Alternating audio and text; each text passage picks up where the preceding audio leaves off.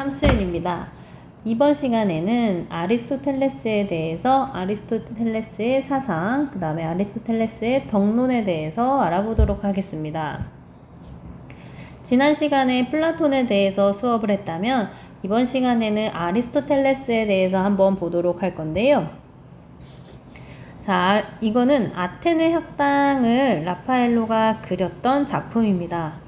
그럼 요거를 한번 같이 보도록 할게요. 자, 지금 보는 그림을 보면요. 왼쪽이 플라톤이고 오른쪽이 아리스토텔레스입니다. 그러면 이쪽이 잠깐만요.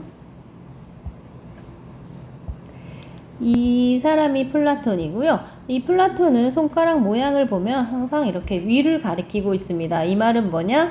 플라톤의 사상은 현상 세계보다는 하늘 위에 있는 이데아 세계에 더 관심을 뒀다라는 뜻인데요. 반면에 오른쪽 멋쟁이 아리스토텔레스는요. 당시에 이렇게 신발도 신고 있고 그 다음에 옷도 잘 입기로 소문난 사람이었다고 합니다. 이 아리스토텔레스의 손모양을 보면 이렇게 땅을 아우르고 있는 손모양을 하고 있죠.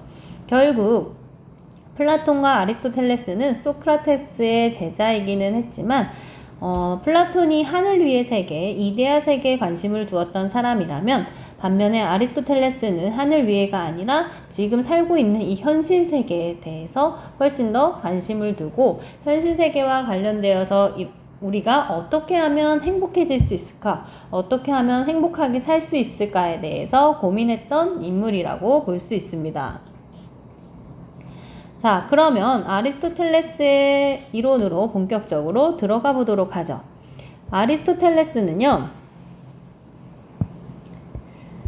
플라톤의 이데아론을 비판합니다. 플라톤이 현상계와 이데아 세계로 이렇게 이분법적 또는 이원론적으로 세계관을 이렇게 나누어 보았다면 반면에 아리스토텔레스는요, 이렇게 둘로 쪼개는 게 아니라 이걸 하나로 보는 관점을 갖고 있습니다. 그래서 플라톤보다 현실주의적이고 이원론적 세계관이 아니라 이론론적 세계를 하나로 보는 이론론적 세계관을 갖고 있다고 볼 수가 있습니다.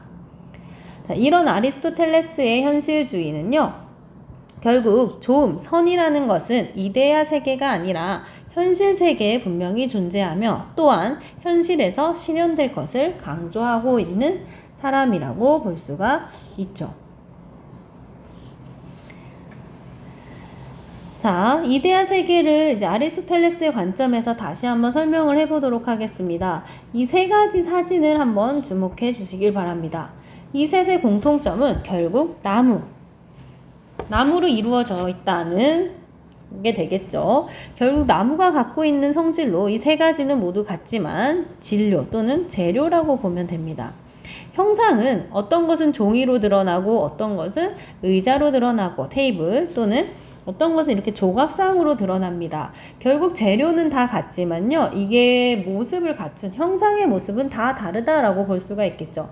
결국 아리스토텔레스는요. 각각의 형상, 이데아는 개개의 사물 안에 내재되어 있는 거기 때문에 재료랑 형상이랑 분리가 되지 않는 존재라고 봅니다. 그래서 플라톤과는 다르게요. 이것을 둘로 세계를 쪼갠 게 아니라 사람이라고 한다면 사람의 모습은 개개인마다 다르지만 이 사람의 형상 자체는 이 몸 안에서 갖고 있는 것이다. 분리될 수가 없다라고 봤던 게 아리스토텔레스의 생각이었어요. 그래서 플라톤과는 조금 다른 관점을 갖고 있다고 볼 수가 있겠죠. 아리스토텔레스가 관심을 뒀던 거는요, 저기 하늘 위의 세계, 이데아 세계가 아닙니다. 지금 현실 세계에서 우리가 어떻게 하면 조금 더 행복하게 살 수 있을까라는 행복론을 강조하고 있는데요. 결국 인간의 모든 행위는 하나의 목적을 갖고 있다라고 봅니다. 그것이 목적론이에요. 조금 더 심화적으로 들어가면요, 아리스토텔레스는 이 세상에 존재하는 모든 것들은 다 목적이 있다고 봅니다. 예를 들어서 식물이 존재하는 이유는 동물을 위해서 존재한다라고 보고요. 결국 동물이 목적이 되겠죠. 동물이 존재하는 이유는, 동물의 목적은 인간을 위해 존재한다라고 봅니다. 그럼 인간이 갖고 있는 목적은 무엇이냐? 인간은 무엇을 향해서 나아가느냐? 결국 인간 자신의 행복을 목적으로 나아간다라고 봐요. 그게 바로 목적론입니다. 결국 인간 행위의 궁극적인 목적은 최고의 선이고 그것이 행복이다. 그럼 행복이란 무엇인가에 대해서 정의를 내릴 수밖에 없겠죠. 아리스토텔레스가 말하는 행복이란 덕에 따르는 정신적인, 어떻게 보면 영혼, 정신, 이성 이런 인간만이 가진 정신의 활동이 행복이라고 봅니다. 그러면 행복의 정의를 덕과 연관지었습니다. 그래서 아리스토텔레스는 덕론을 말할 수밖에 없었던 거겠죠. 지금 우리가 이 자리에서 열심히 공부를 하는 이유는 결국 무엇이죠? 미래의 행복인 거죠. 미래의 행복을 위해서 좋은 직장을 갖고 싶은 거고 그러기 위해서 좋은 대학을 가고 싶어서 지금 이 자리에서 공부를 하고 있는 게 아닐까요? 결국 행복이란 무엇인가에 대해서 개인만의 정의는 선생님은 반드시 필요하다라고 생각합니다. 이 행복에 대해서는 사람마다 관점에 따라 달라질 수밖에 없는 거거든요. 그 당시 고대 그리스의 아리스토텔레스는요, 행복에 대해서 이렇게 정의를 합니다. 결국 지식 그 자체는 행복과 관련될 수 있다. 그래서 아까 얘기했듯이 덕이라는 것도 어떻게 보면 행복에 관여하는 것이다. 이렇게 연결을 할 수가 있습니다. 그럼 조금 더 깊이 들어가 보도록 할게요. 아리스토텔레스가 말하는 행복한 삶이란 아까 무엇이 필요하다라고 했죠? 네, 반드시 덕이 필요하다라고 주장을 했었습니다. 그래서 결국 덕이라는 것은요, 행복하기 위해서 반드시 필요한 필수 요소로서 자리하고 있습니다. 그런데 아리스토텔레스는 보다 현실적이라고 설명을 했습니다. 그래서 조금 더 현실적으로 깊이 들어가 보자면 덕이라는 것은 필수 요소로서 반드시 필요하지만 그 밖에 좋은 외모, 좀 잘생긴 외모 이런 것들이 있으면 좋다. 그 다음에 친구끼리 우정도 쌓으면 좋다. 그 다음에 좋은 태생이라는 건 뭐냐면요. 태어날 때부터 태어나보니 엄마 아빠가 뭐 대기업의 사장이더라 또는 회장이더라 이런 것들은 우리 힘으로 바꿀 수 없는 어떻게 보면 좋은 태생인 거죠. 이런 것들이 있으면 좋지만 이건 필수 요소는 아니라는 겁니다. 있으면 좋고 없어도 그만인 거죠. 다만 행복하기 위해서 반드시 필요한 건 뭐다? 덕이라는 겁니다. 그래서 아리스토텔레스는 덕이라는 말을요 상당히 강조하고 있는데요. 그럼 덕이 무엇인가에 대해서 알아야겠죠. 덕은 이성이 탁월하게 지 역할을 잘하는, 발휘되는 상태라고 봅니다.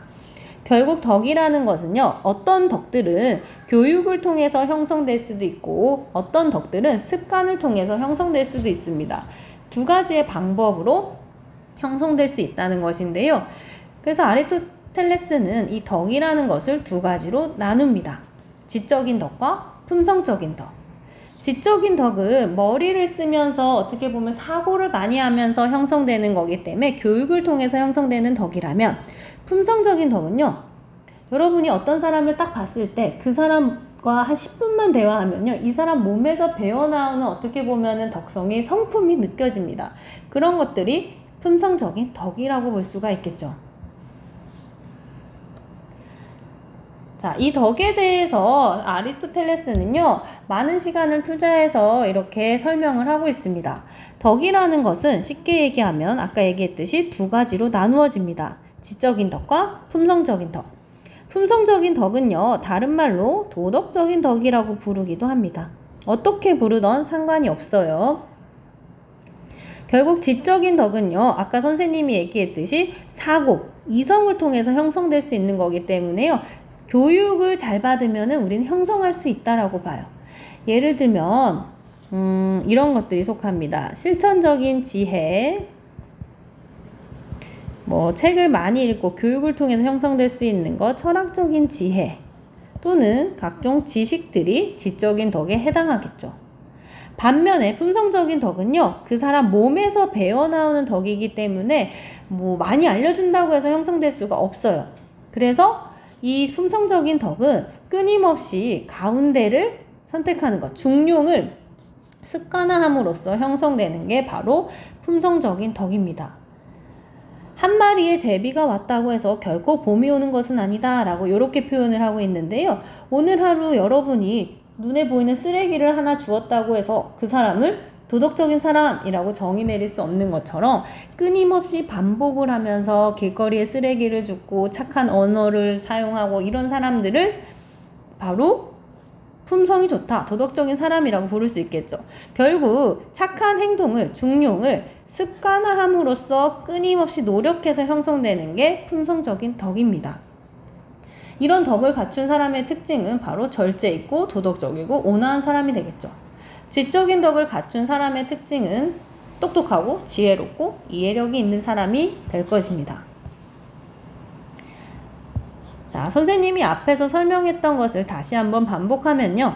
덕에는 지적인 덕과 도덕적인 덕이 있다. 지적인 덕은 지성, 철학적인 지혜, 실천적인 지혜가 있다. 그 중에 실천적인 지혜는 무엇인가? 우리가 일상생활을 할 때 구체적인 상황에서 어떻게 행동을 해야 될까? 라고 물었을 때 답을 주는 게 바로 실천적인 지혜입니다. 어떤 상황에서 어떻게 하는 게 최선인지를 알려주는 그런 지혜를 실천적인 지혜라고 보는 것이죠. 반면에 품성적인 덕은요, 아까 한번 설명했듯이 한번 도덕적인 행동을 했다고 해서 그 사람을 도덕적인 사람이라고 말은 할 수가 없다고 했어요. 끊임없이 노력을 함으로써 착한 행동을 반복적으로 함으로써 좋은 습관을 들이는 것이 바로 중용의 특성이다. 중용을 습관화하는 것이 어떻게 보면 가장 좋은 거겠죠. 그래서 품성적인 덕을 아리스토텔레스는 이렇게 설명합니다. 비이성적인 부분이 이성의 올바른 명령을 잘 갖추고 그것을 행동으로 옮겼을 때 바로 품성적인 덕을 갖춘다라고 표현을 할 수가 있다. 이렇게 표현을 하고 있습니다. 자, 화면이 좀 깨졌는데요. 아리스토텔레스가 제시한 꾸준한 도덕적인 실천의 필요성이라는 말로 미래행 교과서에 나오는 그림입니다. 결국 아리스토텔레스는요, 행복은 어느 한순간에 구해지는 것이 아니다.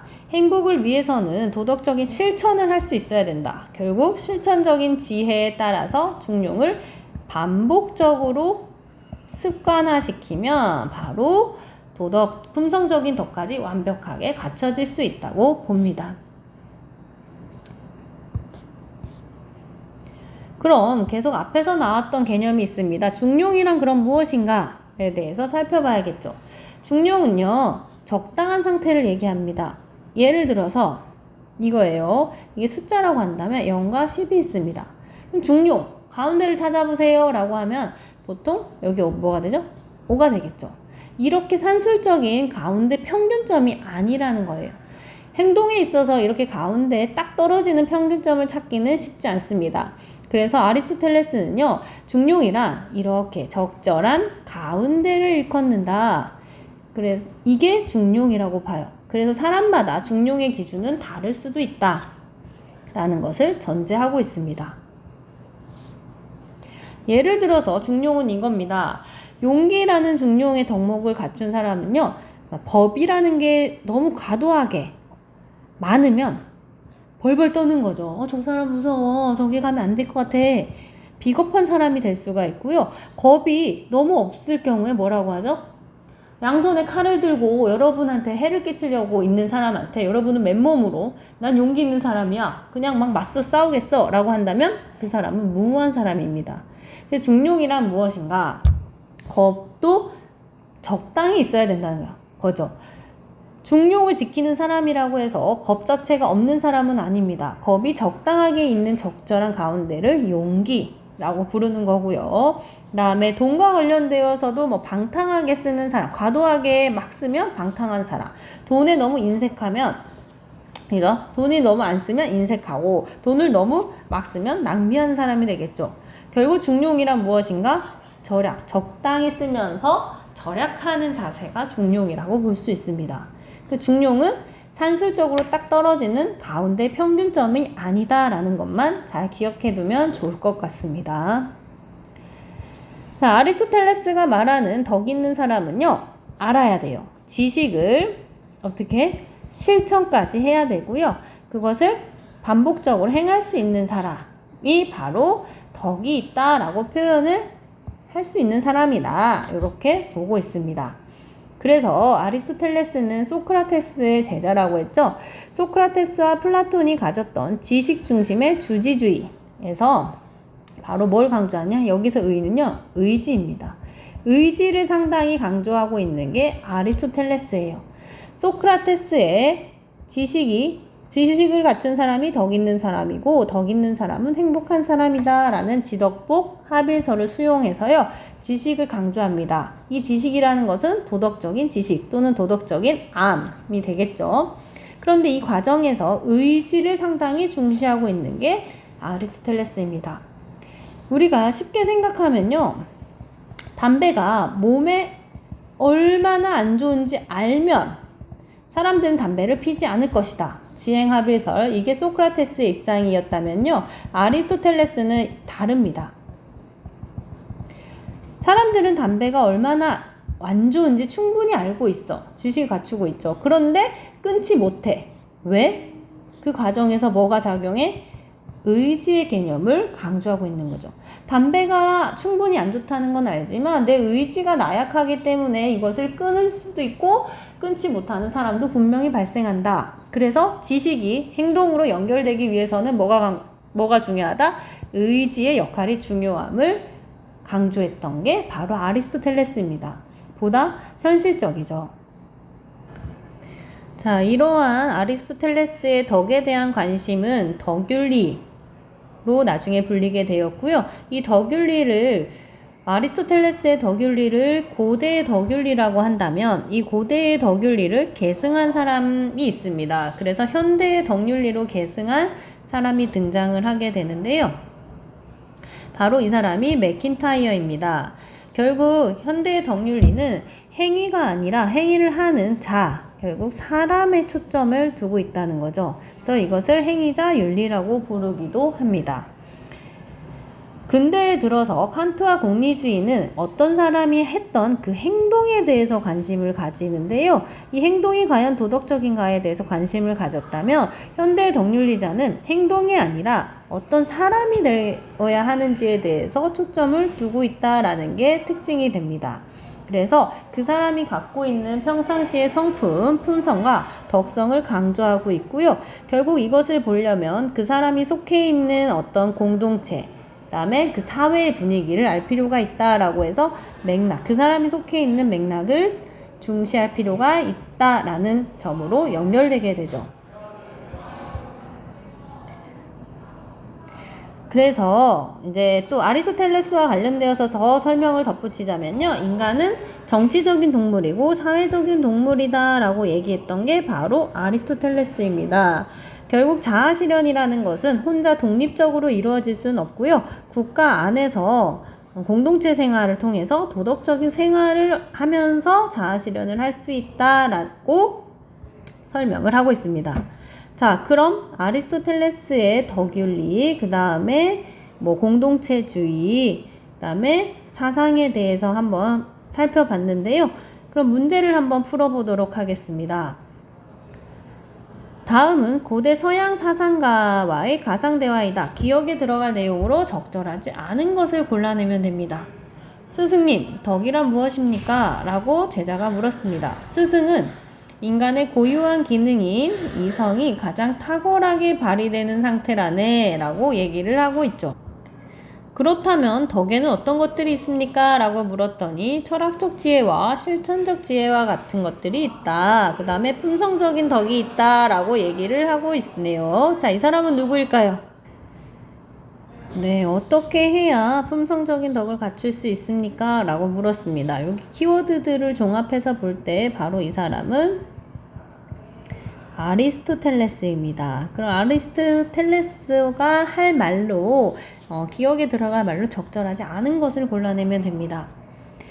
1번 감정과 욕구가 이성의 명령을 이렇게 따르도록 해야 되네 라고 한다면 아리스토텔레스는 예 라고 하겠죠.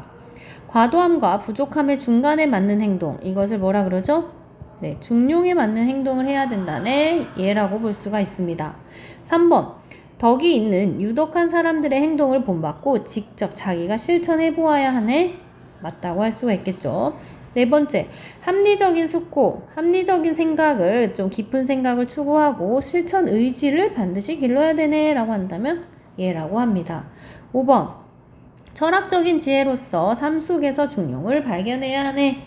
중용과 연관되어서 이제 중용이 일상생활에서 뭔지 알려주는 역할을 하는 것은요, 바로 철학적인 지혜가 아니라 실천을 하는 데 있어서 무엇이 중용인가를 알려주는 지혜를 바로 실천적인 지혜라고 합니다. 그래서 실천적인 지혜는 일상생활 속에서 중용이 무엇인가에 대해서 알려주는 역할을 하는데요. 그래서 이게 5번이 정답이 아닙니다. 조금 깊게 알아야만 풀 수 있는 문제인 거죠. 앞에 설명을 잘 들었다면 어렵지 않게 풀었을 것 같습니다. 자, 그럼 마무리하겠습니다. 선생님이 한번 글씨를 잘 못 쓰지만 열심히 정리를 한번 해보았는데요. 아리스토텔레스를 이렇게 한 장으로 정리를 하면 플라톤이 이상세계에 관심이 있었다면 아리스토텔레스는 현실세계에 관심이 있었고 현실세계의 모든 것은 모두 다 목적이 있다라는 목적론을 추구했다라고 얘기를 했습니다. 인간이 가진 목적은 결국 에우다이모니아, 행복에 관심이 있다는 건데요. 그 행복이 무엇인가 라고 묻는다면 덕에 따르는 영혼의 활동이다 라고 정의를 내렸어요. 그럼 바로 덕이 무엇인가에 대해서 알아야겠죠. 덕은 지적인 덕과 도덕적인 덕으로 나누어지는데 이 중에서 지적인 덕 중에서 실천적인 지혜는 중용이 무엇인가에 대해서 알려주는 역할을 합니다. 이 지적인 덕들은 교육을 통해서 형성이 되고요. 반면에 품성적인 덕은요, 몸에서 배어나오는 덕입니다. 그래서 중용의 덕을 습관화시키는 작업이 중요하죠. 그럼 중용이란 무엇인가? 적절한 상태, 지나치거나 모자르지 않은 적절한 상태를 중용이라 했었고요. 이것은 습관을 통해서 반복적으로 노력하면서 형성될 수 있습니다. 결국 덕이라는 것은 타고나는 게 아니라 후천적인 영향이 큼을 시사하고 있죠. 근데 여기서 조금 더 나아가면요. 중용은 모든 덕들에 해당하진 않습니다. 그 자체로 나쁜 감정들이 분명히 있는데요. 예를 들어서 시기라던가 남을 질투하는 것은 중용의 개념이 성립할 수 없다라고 설명을 하고 있습니다. 자, 그리고 아리스토텔레스는요, 스승들의 의견을 잘 받아들여서 주지주의 관점을 갖고 있는데 여기에 스승들이 놓쳤던 부분을 추가하고 있습니다. 그것이 바로 의지입니다. 알면 행동한다 라고 봤던 소크라테스의 의견에 아니다, 알아도 행동을 못할 수 있다. 물론 그 과정에서 의지가 아주 중요한 역할을 한다 라고 얘기했던 게 아리스토텔레스입니다. 그래서 의지의 나약함을 인정하고 있다. 이러한 아리스토텔레스의 생각은요, 중세시대의 아퀴나스가 아리스토텔레스의 이론을 가져가 가지고 나중에 또 설명을 하게 되거든요. 그 다음에 이뿐만 아니라 이 아리스토텔레스를 고대의 덕윤리라고 한다면 현대의 덕윤리를 계승했던 사람이 있습니다. 바로 계승한 사람이 맥킨타이어까지 우리가 앞서 PPT 화면으로 배웠습니다. 자, 그럼 이렇게 한 장으로 아리스토텔레스를 마무리했고요. 이 내용만 잘 알고 있으면 어떤 문제로 응용이 되든 우리는 잘 풀 수 있을 거라고 생각합니다. 자, 그럼 이번 시간 이걸로 마치도록 하고요. 다음 시간은 헬레니즘 시대에 바로 에피쿠로스와 스토아 학파를 비교해서 들고 오도록 하겠습니다. 자, 그럼 여러분 공부 열심히 하고요. 다음 시간에 보겠습니다. 안녕.